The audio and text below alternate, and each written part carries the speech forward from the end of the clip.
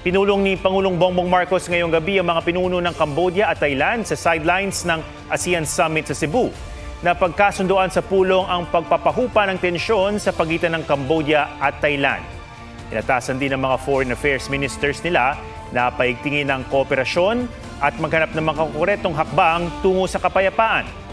Bago nito, nagkaroon ng bilateral meeting ang Pangulo kay Vietnamese Prime Minister Lim Minh Hung, kaugnay ng rice trade at pagsawata sa transnational crimes.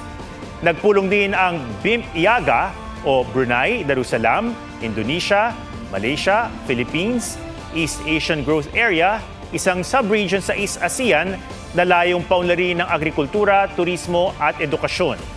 Bukas sa katakdang pag-usapan sa summit ang energy security at ang tugon ng ASEAN sa epekto ng gyera sa Middle East.